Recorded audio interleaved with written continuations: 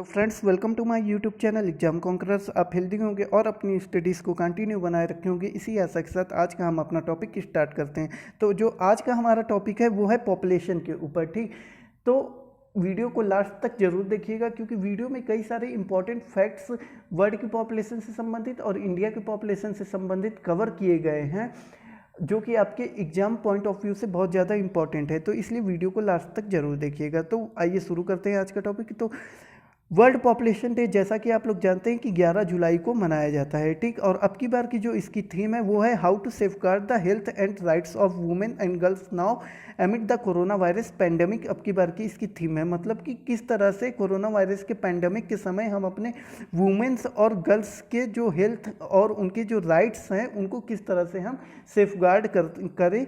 अब की बार की यही थीम है वर्ल्ड पॉपुलेशन डे की। ठीक, और ऐसी थीम क्यों रखी गई है कि जैसा कि आप लोग जानते हैं कि कोरोना वायरस पेंडेमिक के समय क्या हुआ है कि हर एक लोगों पे अलग अलग इम्पैक्ट पड़ा है, लेकिन अगर देखा जाए तो सबसे ज़्यादा इम्पैक्ट किस पे पड़ा है, वो वुमेन्स और गर्ल्स पे ही पड़ा है सबसे ज़्यादा इम्पैक्ट। और भी कई रीज़न है इस थीम को रखने के, क्योंकि एक रिपोर्ट पेश करती है यूनाइटेड नेशन के अंतर्गत एक बॉडी है जिसे कहते हैं हम United Nations population fund agency कहते हैं। क्या कहते हैं? UNFPA कहते हैं। ठीक, UNFPA हर साल अपनी एक रिपोर्ट पेश करती है। तो अब की बार की जो उसने 2020 की रिपोर्ट पेश की है तो उसमें ही उसने ये कहा है कि लगभग जो 4 मिलियन गर्ल्स हैं उनकी क्या कर दी जाती है, फीमेल जेनिटल में म्यूटिलेशन कर दिया जाता है, और 12 मिलियन गर्ल्स को क्या कर दिया जाता है, फोर्स्ड मैरिज करवाई जाती है। और प्लस उस रिपोर्ट में ये भी लिखा गया है कि जो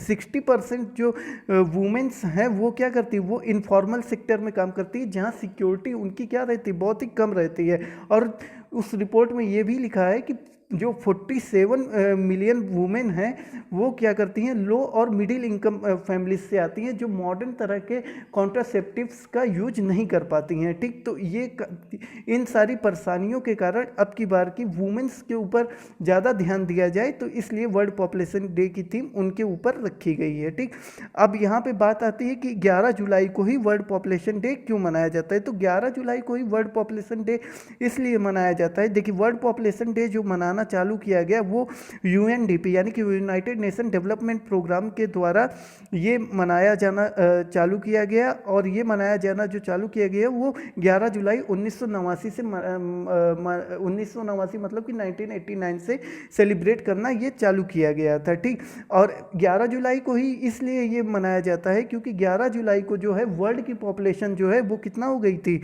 वो 5 बिलियन हो गई थी, मतलब कि 5 बिलियन पॉपुलेशन हो गई थी वर्ल्ड की 11 जुलाई 1987 को। इसलिए 1989 से जो है वर्ल्ड पॉपुलेशन डे 11 जुलाई को मनाया जाता है। ठीक, तो ये समझ में आया होगा आपको। फिर इसके बाद आगे देखते हैं।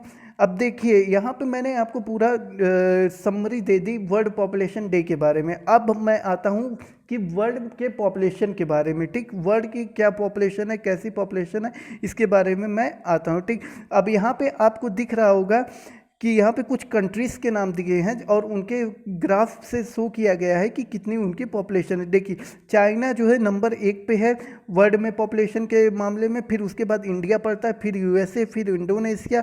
और इंडोनेशिया के बारे में मैं आपको एक चीज़ और बताना चाहूँगा कि इंडोनेशिया में वर्ल्ड की सबसे अधिक मुस्लिम पॉपुलेशन वाला देश है ये। ठीक, फिर उसके बाद आता है ब्राज़ील, फिर पाकिस्तान, फिर नाइजीरिया, फिर बांग्लादेश, फिर रशिया और फिर मैक्सिको। ठीक, तो ये क्रम आप लोग याद रखिएगा, एग्जाम में आ सकते हैं। ठीक, फिर उसके बाद आगे देखते हैं। फिर आगे देखिए, यहाँ पे कॉन्टिनेंट्स के बारे में दिया गया है। जैसे कि आप लोग जानते हैं कि कॉन्टिनेंट के आधार पे भी कभी कभी क्वेश्चन बन जाता है। तो यहाँ पे देखिए, एशिया कॉन्टिनेंट की पॉपुलेशन आप यहाँ पे देख सकते हैं 2018 के ये सबसे अपडेटेड है। ठीक, 2018 में ये पॉपुलेशन थी। फिर लैंड एरिया एशिया का आप देख सकते हैं, यहाँ पे लिखा हुआ है। फिर इसके बाद डेंसिटी देख सकते हैं कि 146 पीपल पर किलोमीटर स्क्वायर में जो है एशिया में रहते हैं। और वर्ल्ड की पूरी पॉपुलेशन का शेयर कितना है एशिया महाद्वीप में, वो है एशिया कॉन्टिनेंट में विश्व की जनसंख्या का 59.5 मतलब कि 59.5% पॉपुलेशन है। ठीक, फिर उसके बाद आपका आता है अफ्रीका।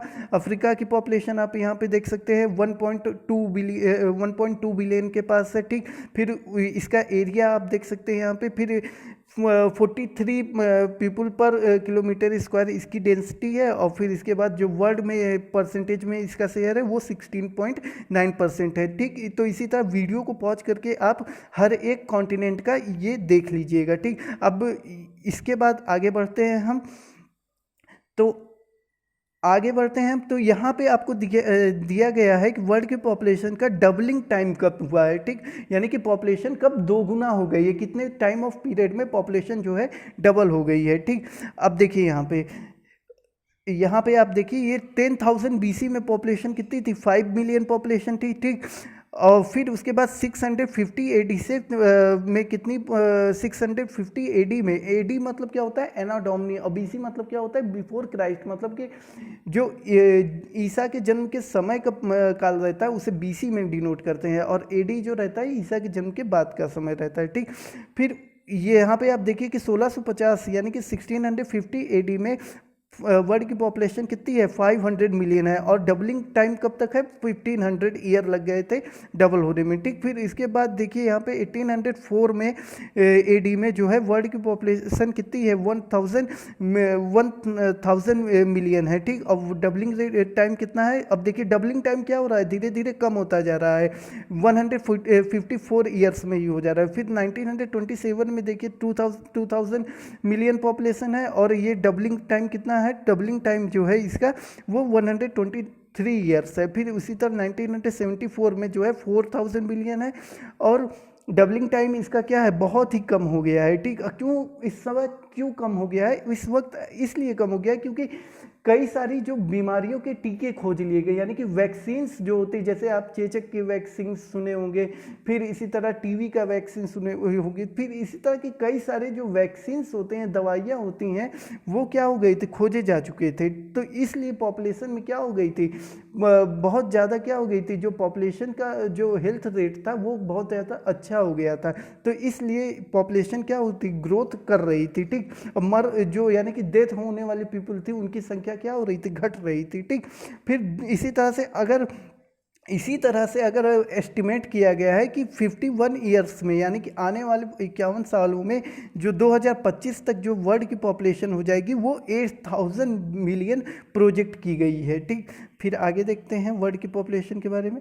फिर यहाँ पे आप लोग देख सक रहे होंगे कि यहाँ पे ये इस ग्राफ में क्या शो किया गया है, वर्ल्ड की पॉपुलेशन के बारे में ये शो किया गया है कि कैसे रिसोर्स और टेक्नोलॉजी जैसे जैसे बढ़ रहे हैं वैसे वैसे वर्ल्ड की पॉपुलेशन क्या हो रही है बढ़ रही है। ठीक, जैसे अगर आप देखिए कि यहाँ पे आप ये देखिए जो ये वाला ग्राफ जा रहा है ये है पॉपुलेशन का ग्राफ है। ठीक, और फिर इसके बाद देखिए यहाँ पे ये डिफरेंट तरह की जो टेक्नोलॉजीज बढ़ रही हैं, जैसे यहाँ पे अगर इंडस्ट्रियल रिवोल्यूशन जैसे हुआ तब देखिए वर्ल्ड की पॉपुलेशन क्या हो रही है धीरे धीरे कर्व जो है उठ रहा है। फिर ट्रांसपोर्टेशन जैसे बढ़ा फिर वर्ल्ड की पॉपुलेशन क्या हो रही है बढ़ रही है। फिर सैनिटाइजेशन का प्रोसेस और मेडिकल का जैसी फैसिलिटी बढ़ी, यानी कि स्वच्छता और मेडिकल की जैसे फैसिलिटी बढ़ी तो हेल्थ क्या होगी लोगों की और अच्छी होगी, तो वर्ल्ड की पॉपुलेशन क्या होगी और ग्रो होगी।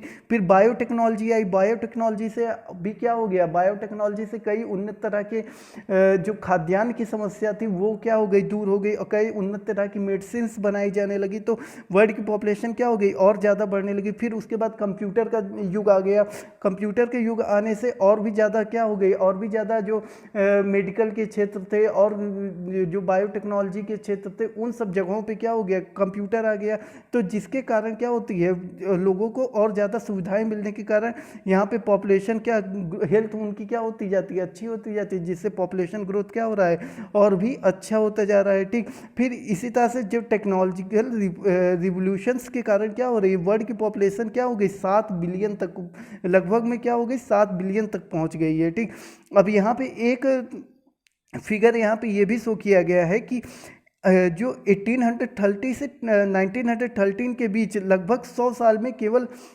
जो वर्ल्ड की पॉपुलेशन थी वो केवल 1 बिलियन बढ़ी थी।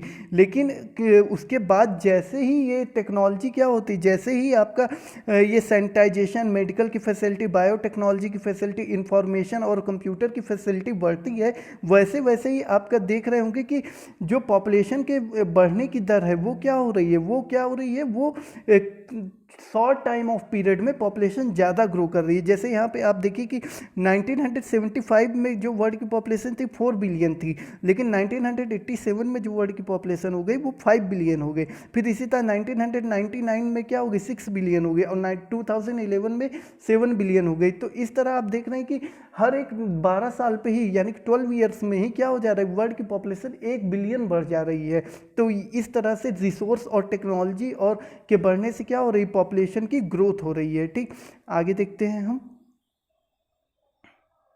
अब देखिए यहाँ पे मैंने आपको कवर कर दिया है, समरी बता दी है, और कुछ वर्ल्ड की पॉपुलेशन कैसे बढ़ रही है इसके बारे में मैं आपको बता दिया। अब मैं आपको बताता हूँ सेंसस ऑफ इंडिया, यानी कि भारत की जनगणना के बारे में। ठीक, कि भारत की जनगणना कैसे हुई, कब से चालू हुई। ठीक, तो इसके बारे में मैं आपको बताता हूँ। लिखिए, सबसे पहले जो भारत की जनगणना हुई थी वो हुई थी लॉर्ड मायो के काल में। किसके काल में, लॉर्ड मायो के काल में सबसे पहले भारत की जनगणना हुई थी। ठीक, और 1881 में जो है लेकिन ये जो पॉपुलेशन थी, जो लॉर्ड मेयो के काल में जो पॉपुलेशन हुई थी वो क्या हुई थी, एक तरह से वो सुव्यवस्थित नहीं थी, और जो है वो किसी तरह से क्या हुई थी, क्रमवार उसका आकलन नहीं किया गया था। ठीक, और जो डाटा उसमें लिए गए थे वो भी काफ़ी ज़्यादा क्या थे, बहुत ही गलत डाटा लिए गए थे। तो इसलिए ये ऑफिशियल तौर पे कहा जाता है कि 1872 में भारत की पहली जनगणना तो हुई थी, लेकिन उतनी क्रमबद्ध रूप में नहीं हुई थी। ठीक, लेकिन 1881 का जो आपका टाइम पीरियड आता है, जब आपका लॉर्ड रिपन भारत के वायसराय बनते हैं, तो उन्होंने क्या किया, उन्होंने बाकायदा क्या किया, एक रजिस्ट्रार जनरल ऑफ इंडिया को क्या किया, नियुक्त किया। और उस रजिस्ट्रार जनरल ऑफ इंडिया ने क्या किया, एक तरह से पूरा क्रमवार यानी कि सिस्टमेटिकली क्या करते हैं, वो पॉपुलेशन करवाते हैं। ठीक, कब, 1881 में। तो आपसे कभी कभी ये एग्जाम में पूछा जाता है कि भारत की पहली जनगणना कब हुई थी, तो आप अगर ऑप्शन में 1872 है तो आप उसी को टिक मारेंगे, और अगर लॉर्ड मेयो के काल में लिखा है तो आप उसको टिक मारेंगे। ठीक, लेकिन अगर ये ऑप्शन नहीं दिया गया है तो आप क्या करेंगे, इस ऑप्शन को क्या करेंगे, टिक मारेंगे। अगर दोनों ऑप्शन दिया है तो आप इसी को टिक मारेंगे, यानी कि लॉर्ड मेयो वाले को ही। ठीक, लेकिन अगर पूछा जाए कि क्रमबद्ध और सुव्यवस्थित जनसंख्या किसके काल में हुई, तो वो 1881 में लॉर्ड रिपन के काल में हुई थी। ठीक, तो ये कुछ फैक्ट था।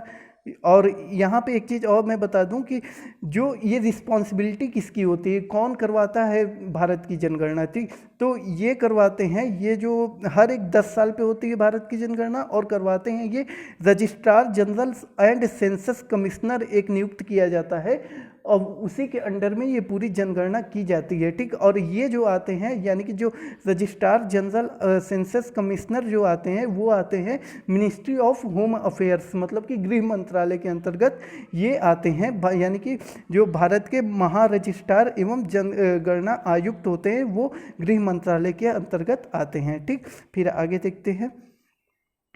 अब यहाँ पे देखिए आप, यहाँ पे दिया गया है पॉपुलेशन कैसे इंडिया की बढ़ रही है।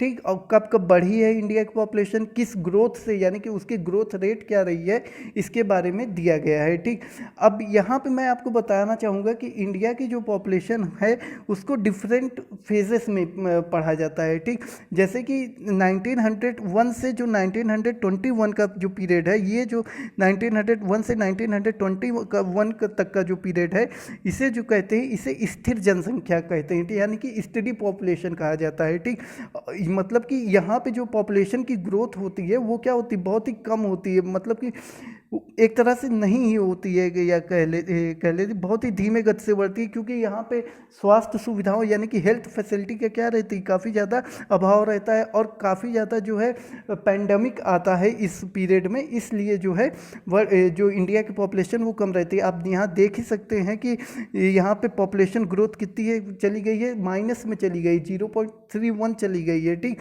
फिर इसके बाद आपका दूसरा जो पीरियड है वो 1921 से 1951 का आता है। कौन सा पीरियड आता है? 1921 से 1951 का जो पीरियड है उसे कहा जाता है क्रमिक वृद्धि का काल, मतलब कि सिस्टमैटिक ग्रोथ का पीरियड कहा जाता है, ठीक। मतलब कि धीरे धीरे यहाँ पे क्या होती है, पॉपुलेशन क्या होती है, बढ़ती है 1921 से 1951 के बीच में, ठीक। देखिए यहाँ पे आप लोग देख ही रहे होंगे कि ये जो है पॉपुलेशन क्या हो रही है, धीरे धीरे क्या हो रही है, बढ़ रही है, कभी बढ़ रही है कभी घट रही है, यानी कि माइनस में नहीं जा रही है, पॉपुलेशन बढ़ ही रही है, ठीक। तो ये कहलाता है क्रमिक वृद्धि काल कहलाता है, ठीक। फिर उसके बाद जो आपका आता है 1951 से 1981 का जो पीरियड है, यहाँ पे आप ये यहाँ तक ही है, 1951 से 1981 का जो पीरियड है वो आपका जो कहलाता है वो आपका तेजी से वृद्धि काल, मतलब कि बहुत ही तेज गति से क्या कहलाती है, बहुत ही तेज गति से जनसंख्या या जो इंडिया की पॉपुलेशन है 1951 से 1981 में काफ़ी तेज गति से इंडिया की पॉपुलेशन बढ़ती है। और ऐसा क्यों होता है? क्योंकि हेल्थ फैसिलिटी क्या हो जाती है, काफ़ी ज़्यादा अच्छी हो जाती है, तरह तरह के वैक्सीन्स खोज लिए जाते हैं और तरह तरह से क्या हो जाता है कि डेथ रेट इंडिया का कम हो जाता है, जिसके कारण यहाँ पे क्या होता है, पॉपुलेशन ग्रोथ हो जाती है, ठीक। और इतनी ज़्यादा पॉपुलेशन ग्रोथ हो जाती है कि इंडिया में इस पीरियड, इस टाइम ऑफ पीरियड को क्या कहा जाता है, इस टाइम ऑफ पीरियड को एक तरह से जनसंख्या विस्फोट यानी पॉपुलेशन बर्स्ट का पीरियड कहा जाता है, ठीक। यानी कि जनसंख्या विस्फोट का टाइम पीरियड कहा जाता है, ठीक। आप यहाँ पे देख ही सकते हैं कि 1971 में इंडिया का सबसे ज़्यादा क्या होता है, सबसे ज़्यादा जो है पॉपुलेशन ग्रोथ होती है, ठीक। तो इसे क्या कहते हैं, महान विभाजक रेखा भी कहा जाता है इंडिया नहीं, ये जो 1921 वाली है लाइन उसको महान विभाजक रेखा वाली लाइन भी कहा जाता है, ठीक। तो ये इस तरह से आप यहाँ पे देख, या ग्रेट डिवीजन लाइन यहाँ पे 1921 की लाइन को कहा जाता है, क्योंकि इसी के बाद जो होती है पॉपुलेशन क्या होती है, धीरे धीरे बढ़ना क्या हो जाती है, चालू हो जाती है, इसलिए 1921 की जो ईयर है उसको क्या कहा जाता है, ग्रेट डिवाइजिंग लाइन कहा जाता है, ठीक। फिर इसके बाद आप देख रहे हैं कि जो 1981 से 2011 का जो पीरियड है उसमें क्या, उसको क्या कहा जाता है, उसमें देख रहे हैं कि जो पॉपुलेशन ग्रोथ है उसमें क्या हुई, धीरे धीरे कमी आ रही है। तो इसे क्या कहते हैं, इसे कहते हैं क्रमिक तेजी से, इसे जो है कहा जाए तो पॉपुलेशन ग्रोथ में एक तरह से कमी आ रही है, लेकिन पॉपुलेशन में क्या हो रही, बढ़ रही है लगातार। इसे क्या कहा जाता है, इसे निश्चित कमी का काल कहा जाता है। इसे क्या कहते हैं, निश्चित कमी का काल, यानी कि एक तरह से आप यहाँ पे देख रहे हैं कि जो 1981 के पीरियड में आप यहाँ पॉपुलेशन ग्रोथ देख सकते हैं 23.85 था। फिर 2001 के 1981 के पीरियड में आप देख सकते हैं कि जो पॉपुलेशन ग्रोथ था वो 24.66% था। फिर 1991 में आप देख सकते हैं 23.85 था। फिर 2001 में देख सकते हैं 21.54% था। फिर उसके बाद आप 2011 में देखिए तो 17.64% है, ठीक। तो इस तरह से आप देख सकते हैं कि इंडिया की जो पॉपुलेशन है वो क्या हो रही है, वो उसका जो पॉपुलेशन ग्रोथ है वो क्या हो रहा है, धीरे धीरे कम हो रहा है। लेकिन अगर इंडिया की पॉपुलेशन आप देखिए कि कितनी है इस समय, प्रेजेंट टाइम पे लगभग 137 के करोड़ के आसपास है, ठीक। तो अगर यहाँ पे अगर पॉपुलेशन थोड़ा भी, अगर मान लीजिए 1% भी बढ़ा दें इसका, 137 करोड़ का 1% भी बढ़ा दीजिए तो काफ़ी ज़्यादा पॉपुलेशन ग्रोथ हो जाती है। तो जिसके कारण यहाँ पे अगर इंडिया में अब थोड़ा भी पॉपुलेशन का क्या होता है, ग्रोथ होता है, तो पॉपुलेशन क्या होगी, काफ़ी ज़्यादा बढ़ेगी, ठीक।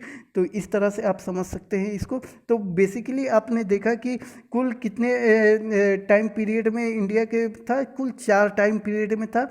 पहला जो आपका था वो 1901 से 21 तक का था, फिर दूसरा जो आपका था 1921 से 51 तक का था, तीसरा जो आपका था वो 51 से 81 का टाइम पीरियड था, फिर चौथा जो आपका था वो 81 से 2011 तक का पीरियड था। ठीक, तो इस तरह से कुल 4 फेजेस में इंडिया की पॉपुलेशन को बांट के पढ़ा जाता है। ठीक, फिर आगे देखते हैं।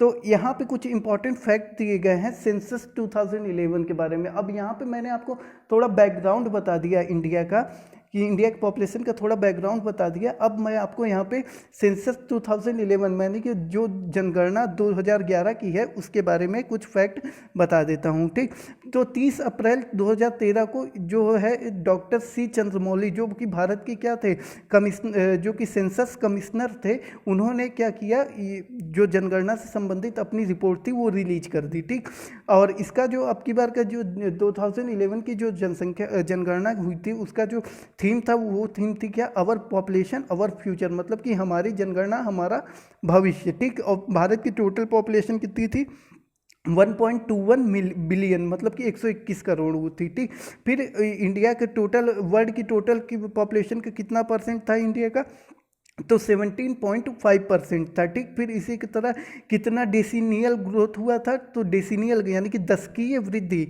भारत में कितनी हुई, यानी कि 2001 से 2011 के बीच जो है 17.7% की दशकीय वृद्धि हुई थी। फिर अर्बन पॉपुलेशन भारत की कितनी है, यानी कि जो टोटल पॉपुलेशन में से अर्बन पॉपुलेशन भारत की कितनी है, वो 31.16% है, और रूरल पॉपुलेशन कितनी है भारत की, वो 68.84% है। ठीक, तो ये कुछ फैक्ट था इंडिया की पॉपुलेशन से रिलेटेड। ठीक, आगे देखते हैं।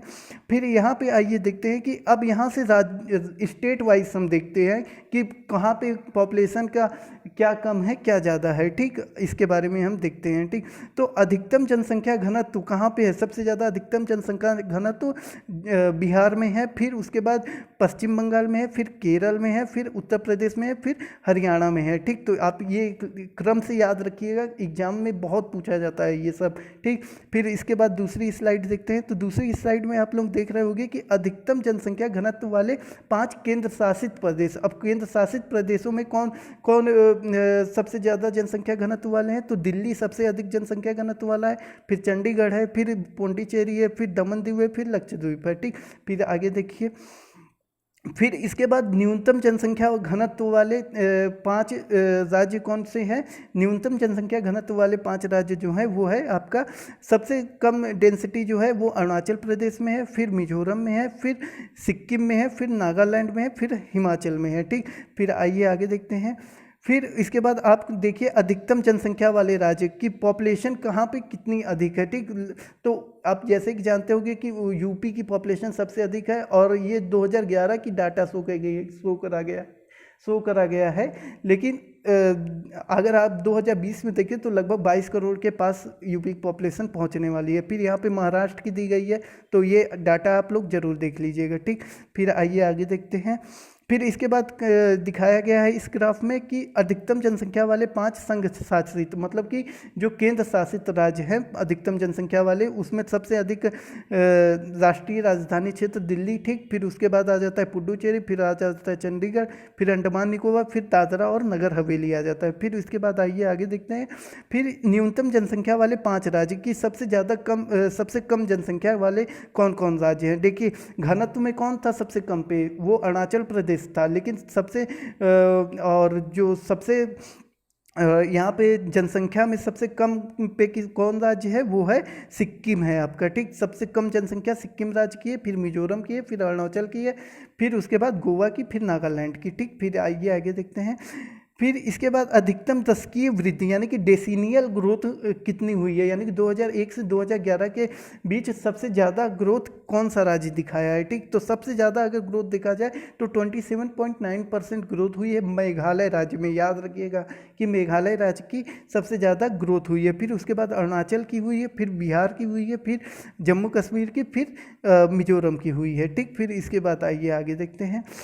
फिर इसके बाद यहाँ पे आइए आगे देखते हैं। तो न्यूनतम दशकीय वृद्धि वाले कौन कौन से राज्य हैं? फिर सबसे पहला है नागालैंड है, ठीक। फिर उसके बाद केरल पड़ता है, फिर उसके बाद गोवा। नागालैंड में देखिए माइनस में है इसलिए इंपॉर्टेंट बन जाता है, तो एग्जाम में पूछ सकता है कि कौन सा राज्य जो है वो ऋणात्मक वृद्धि दर यानी कि निगेटिव ग्रोथ रेट शो किया है, तो वो है नागालैंड है, ठीक। फिर आइए आगे देखते हैं। तो यहाँ पे आपको दिखाया गया है कि अधिकतम दशकीय वृद्धि दर वाले संघ शासित मतलब कि केंद्र शासित प्रदेशों में कौन सबसे ज़्यादा डेसिनियल ग्रोथ किया है, ठीक। तो सबसे ज़्यादा किया है कौन? दादरा और एवं नगर हवेली। अब देखिए आपको एक करंट का फैक्ट है वो उसको बता देता हूँ कि दादरा और नगर हवेली और दमन और दीव को क्या कर दिया गया है? प्रशासनिक आधार पे मतलब कि एडमिनिस्ट्रेशन की सुविधा हो इसलिए उन दोनों ही को क्या कर दिया गया? मिला दिया गया है और उनको एक केंद्र शासित प्रदेश बना दिया गया है, ठीक। फिर यहाँ पे आप ये डाटा देख लीजिएगा। फिर इसके बाद न्यूनतम दशकीय वृद्धि वाले जो संघ शासित प्रदेश है उसके बारे में दिया गया है। तो न्यूनतम दशकीय वृद्धि वाले कौन है? सबसे कम है 6.3 है जो लक्षद्वीप का है, फिर उसके बाद अंडमान निकोबार का है, फिर चंडीगढ़ का है, फिर उसके बाद राष्ट्रीय राजधानी क्षेत्र दिल्ली का है यानी कि दिल्ली का एनसीआर कह लीजिए, फिर पुडुचेरी हो गया, ठीक। फिर आगे देखिए आइए।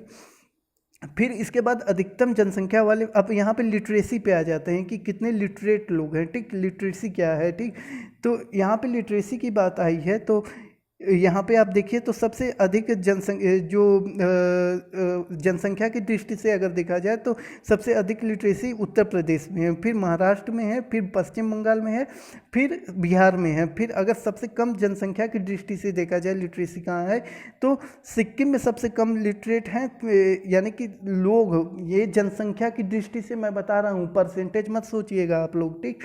फिर अरुणाचल में उससे कम है, फिर मिजोरम में उससे कम है और फिर गोवा में है, ठीक। तो इस तरह से यहाँ पे, ठीक। तो इसी तरह आगे देखते हैं। तो आगे हमारा है परसेंटेज की नहीं, आगे हमारा है केंद्र शासित प्रदेशों में कौन कहाँ की जनसंख्या की दृष्टि से लोग ज़्यादा साक्षर हैं, ठीक। तो यहाँ पे आपका जो सबसे ज़्यादा साक्षर दिल्ली में है, फिर उसके बाद आपका है पुडुचेरी में, फिर चंडीगढ़ में, फिर अंडमान निकोबार द्वीप समूह में। फिर इसी तरह न्यूनतम जनसंख्या वाले में देखिए तो लक्षद्वीप में है, फिर दमन दीव में है, फिर दादरा नगर हवेली में है, फिर अंडमान निकोबार द्वीप समूह में है, ठीक। फिर आगे देखिए। फिर यहाँ पे परसेंटेज की हम व्यू से देख रहे हैं, ठीक। तो परसेंटेज के आधार पे अगर देखा जाए तो केरल सबसे ज़्यादा लिटरेट है, लिटरेसी रेट अगर सबसे ज़्यादा देखा जाए तो केरल में है, फिर मिजोरम में है 91.3%, फिर गोवा में है, फिर त्रिपुरा में है। अगर सबसे कम लिटरेसी रेट अगर देखा जाए तो बिहार में है, फिर अरुणाचल में है, फिर राजस्थान में है, फिर झारखंड में है। अब यहाँ पे लिटरेसी रेट की बात आई है तो एक फैक्ट आप लोग और जान लीजिए यहाँ पे कि इंडिया की लिटरेसी रेट कितनी है। तो इंडिया की जो लिटरेसी रेट है, यहाँ पे मैं लिखना भूल गया हूँ, लेकिन आप लोग यहाँ इसको जान लीजिए इस फैक्ट को, क्योंकि एग्जाम में पूछ सकता है। तो इंडिया की जो लिटरेसी रेट है मतलब कि साक्षरता दर है वो 73.04% है, ठीक। याद रखिएगा इसको कि इंडिया की लिटरेसी रेट जो है 73.04% है, और जिसमें से जो है वो मेल्स की जो लिटरेसी रेट है वो 80.9% है। याद रखिएगा 80.9% जो है मेल की लिटरेसी रेट है, और फीमेल की जो लिटरेसी रेट है वो 64.6% है। वो क्या है? 64.6% है। तो ये तीनों डाटा आप नोट डाउन कर लीजिएगा, ठीक। फिर आइए आगे देखते हैं। फिर यहाँ पे आपका दिया गया है लिंगानुपात दिया गया है, मतलब कि सेक्स रेशियो यहाँ दिया गया है। तो सेक्स रेशियो यहाँ देखिए कि भारत का जो सेक्स रेशियो है 2011 के सेंसस के अकॉर्डिंग वो है 943, ठीक। जो भारत का जो वो सेक्स रेशियो जो निकाला जाता है वो पर 1000 मेल्स पे निकाला जाता है, फीमेल्स की कितनी पॉपुलेशन है, ठीक। तो भारत का जो है 943 जो पर 1000 वुमेन्स पे जो भारत का सेक्स रेशियो है, ठीक। अगर ग्रामीण यानी कि रूरल रीजन के हिसाब से देखा जाए तो 949 है, और अर्बन रीजन के हिसाब से देखा जाए तो 929 है, ठीक। यानी कि इसका इसका मतलब आप सीधा से ये समझ लीजिए कि रूरल यानी ग्रामीण क्षेत्रों में जो है 949 1000 पुरुषों पे 949 महिलाएं हैं, और नगरीय क्षेत्रों में 1000 पुरुषों पे 929 महिलाएं हैं। ठीक, ये हो गया। फिर आप यहाँ पे वीडियो को पॉज करके ये पूरा पॉपुलेशन का यानी कि जो सेक्स रेशियो दिया गया है इसको आप पूरा देख लीजिएगा। और यहाँ पे एक क्वेश्चन आपको ये पूछ सकता है यहाँ पे कि किस राज्य का जो लिंगानुपात है वो कम है, सबसे कम है, और किस राज्य का सबसे ज़्यादा है। तो आप यहाँ पे डाटा को देख के बता लीजिएगा। ठीक, आपका ये एक तरह से होमवर्क भी कहा जा सकता है। ठीक, आइए देखते हैं आगे। तो इसी तरह से यहाँ पे वीडियो ख़त्म होता है। आशा करता हूँ कि आपको ये पूरा वीडियो पॉपुलेशन से रिलेटेड पूरा समझ में आया होगा, क्योंकि इसमें बहुत सारे फैक्ट बताए गए थे जो कि एग्ज़ाम पॉइंट ऑफ व्यू से बहुत ही इंपॉर्टेंट है। इसलिए वीडियो के हर एक का क्या कर लीजिएगा, स्क्रीनशॉट लेके आप पीडीएफ के रूप में बना लीजिएगा, तो जिससे आपके पास ये डाटा क्या रहेगा, हमेशा उपलब्ध रहेगा। ठीक, तो इसी के साथ वीडियो यहीं ख़त्म करता हूँ। तो चैनल को प्लीज़ लाइक और शेयर ज़रूर करिएगा, और लेटेस्ट वीडियोस की नोटिफिकेशंस को पाने के लिए बेल आइकॉन को भी प्रेस करिएगा। और अगर आपका कोई सुझाव हो वीडियो से रिलेटेड, कि किसी भी तरह का सुझाव हो, तो आप उसको कमेंट बॉक्स में ज़रूर बताइएगा। ठीक, थैंक यू।